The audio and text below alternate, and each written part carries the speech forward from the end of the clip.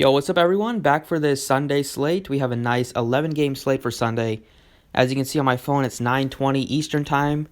Yesterday, the early slate ended just a little bit ago, and we were able to cash on both DraftKings and FanDuel. I made out in both formats. So I used the picks from the video. The batters really came through with Mayfield was hitting 0.063 on the season. He had 3 doubles. Devers was decent. Bogarts was decent.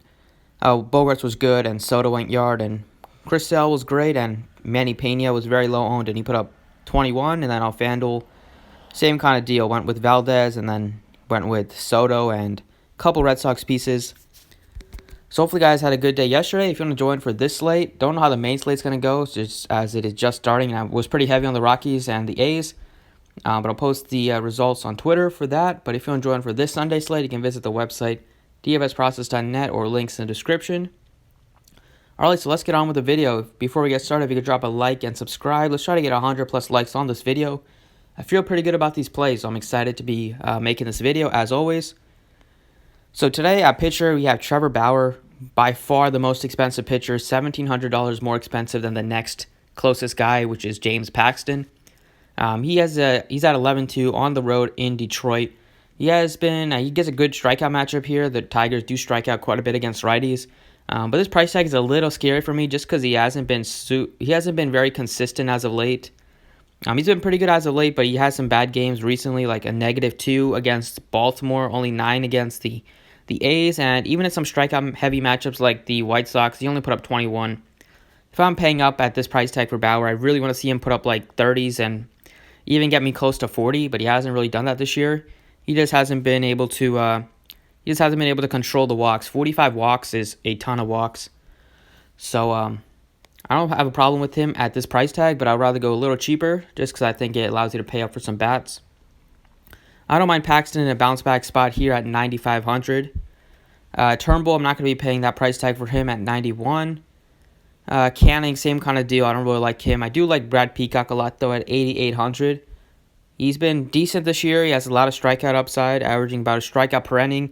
We know this Toronto team does strike out a ton against right-handed pitching, and he has some massive upside. Like he had a 31-point game and a 41-point game, and lately he's coming off a tough matchup against the Brewers. Only put up 13 DraftKings points in that one. But he has upside. Doesn't give up a ton of home runs either, and he's averaging way less than a hit per inning, which is great to see. I think you can expect to see like 90 to 95 pitches out of him. They really don't push him to 100. But I just like the price tag on him. He was at like almost 10,000 just a couple starts ago. So I like the price decrease at home. And the Astros are heavily favored here, as they usually always are. But it's a good matchup for the team and for him to pick up a win if he pitches well enough. And the second pitcher I like is going to be... I'm going to play Chris Archer here at 8,400. I'm going to go kind of with the two mid-range, kind of like a little bit more expensive than mid-range, but I like Archer and I like Peacock a ton. Archer's at 8,400. I like the price tag on him going into Miami. He's gotten into a lot of trouble with the home runs. He's given up 16 bombs in just 59 innings on the season. They gave up 5 long balls against the Braves. This ballpark should really eat up some of the home run balls that he has been giving up. And we know he has a ton of strikeout upside. He's been really good in the years past, but this year he hasn't really figured it out. He's been okay in a couple spots. He's been good in some spots. Like he's coming off 23 against the Braves, 21.5 against the Brewers. Early on in the season he was great. He got into a rough start here, but those were some tough teams. He faced the Dodgers twice, the Rockies, the Diamondbacks. He finally gets a soft matchup. This is the best matchup he's had all season. Facing the Marlins, he's faced tough teams pretty much every start, except for the Giants and maybe the Reds just like early on in the year. 8,400, he has a ton of strikeout upside. I'll take advantage of him and this one. So those are the pitchers I like. Leaves you with 4,100 left. Exactly how much I like to have, like around 4,000 I like to have for my bats. So let's get it started. I think at first base, I want to go with Nunez here. He's at $4,000 facing Brian Johnson, a lefty. Brian Johnson has not been very good this season and in years past, especially to righties. And we know Nunez has incredible power to left-handed pitchers. In a limited sample size this season, he's given up 10 hits in just 5 2/3, 3 bombs in just 5 innings. That is really bad. and 7 strikeouts. For his career, he's really struggled against righties, and Nunez has incredible numbers against left-handed pitching. And Nunez is also very cheap. It's a tremendous ballpark to hit in. I expect Nunez to be able to take Johnson deep, or at least to have a couple hits against him. I'm not expecting him to go over. And at 4,000, that's a good price tag for him. This season, it's a really, really small sample size, but righties have a 1.2886 slugging against him and a hitting .571 in 17 at-bats.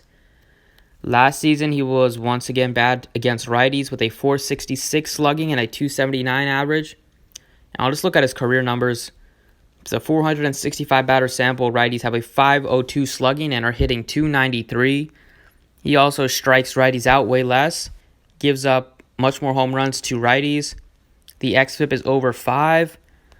Just really like the spot here for Nunez, and if you want to see his numbers against lefties, I'll gladly show you guys. Although you probably should be aware of that if you've been watching my videos, because I have been playing Nunez a decent amount when he faces a lefty, and I go over his numbers all the time. But he's batting .282 against lefties this year. Ton of power, 8 home runs, and just 85 at-bats. Gives him a .306 ISO, a .588 slugging. He strikes out about 5% less against lefties. WRC plus is 140. And he hits a decent amount of fly balls, a 47.7% fly ball rate. I just like the spot a ton for Nunez here at first base. He's also not overly expensive, like I said. Next up, we're going to go over to shortstop. I think there's a couple guys you can consider here. Like, I don't mind Bogarts against Means. I don't mind Swanson against Irvin. And obviously Torres is in a great spot against Despaigne, or Torres, or even VR against Johnson. But I kind of like Gregorius quite a bit at 4,100. Just feel like he's still underpriced. It's only been a handful of games for him this season, but he's been off to a good start. 8 hits and 22 at-bats, a home run, a double, only 5 strikeouts. The matchup is amazing against Odrsame Despaigne. Proud of myself for saying that correctly. Odrsame, all right, first time I said it right, second time I did not. But Despaigne has not been very good over the past couple seasons. He's been a gas can. He's 32 years old. It's a really small sample size this year, only 9 at-bats, but 5, 6, that's way too small to even look at. Look at his last year numbers. He had a .459 slugging given up to lefties. They hit .338 against him in 85 at-bats. 2017, he was also much worse to lefties. They hit .306 against him and a .421 slugging. And career-wise, he's given up a .291 average and a .425 slugging to lefties. He only has a career 11.7% K rate to lefties. And that is extremely bad, a .502 xFIP. So Gregorius should be able to put the ball in play, and I expect him to do some damage here. And righties have also hit his ball much harder than lefties, 32% career hard hit rate. I like Gregorius a lot here at 4,100 at shortstop. In the outfield, we're going to go with Ronald Acuna, start off with him. The Phillies might go with an opener here, but he should get to face a lefty in Cole Irvin for most of his at-bats. Acuna has just been hot as of late. As you see, a ton of multi-hit games for him recently. Batting leadoff, should get 5 at-bats here against Irvin. The Phillies bullpen also hasn't been great, and he has stolen base upside as well with 9 steals on the season. Incredible numbers for him against lefties. And like I said, he's going to probably face an opener his first at-bat, but then should get to face a lefty for at least 2 at-bats, depending on how long Cole Irvin can stay in this game if he doesn't get run out too early. But he has incredible numbers against lefties. .305 batting average this year, 5 home runs and 59 at-bats. .322 ISO against lefties, .627 slugging percentage, strikes out less against lefties. He also has a 54.6% hard hit rate against lefties. That's almost 12.4% higher than his hard hit rate against righties. And has been hitting a decent amount of fly balls as well. I love the spot for him. He's also been red hot. In June, he has a .333 average so far with 4 home runs in just 13 games. I think he'll stay hot here in a matchup against the Phillies and Cole Irvin. And last but not least, I like Alvarez from the Astros. He has just been on fire. He had incredible power in the minor leagues with 23 home runs, I believe, in just 50. Yeah, he had 23 home runs in just 56 games in AAA. He had a 343 average too, so he was not only hitting a ton of power, but he also had an incredible average, 443 on-base percentage, and it has translated into the major leagues. He went yard again yesterday, I believe, so now he has a home run in 4 of his first 5 games in the big leagues, which is outstanding. I love the spot for him. He's also not even overly expensive at 46 with the amount of upside he has. It's a great matchup against Trent Thornton just because he's trash against lefties. Alvarez is hitting, I think he hit cleanup yesterday. Should get a ton of RBI opportunities in this one. The Astros being so heavily favored. But Thornton has a 522 slugging given up to lefties and a 261 average. I love the spot for Alvarez to continue to stay hot. Thornton also gives up he's been pretty good at not giving up fly balls to lefties, only 29%, but he has a much harder, he only has a 15% soft contact rate against lefties, and Alvarez has insane amount of power.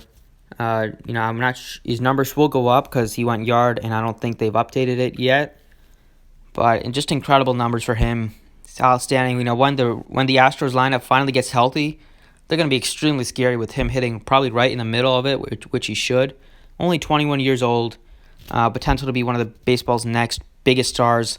He's been tremendous against righties, 385, 3 home runs. Should be 4, I think he went yard against a righty yesterday. So slugging over 1,000, ISO is over 692. Just really, really good numbers for an incredible hitter and at a really good price tag at 46 given the matchup. And that does it for the video. Like I said, I feel pretty good about these picks. Tons of power with all these guys. All 4 of these hitters can go yard.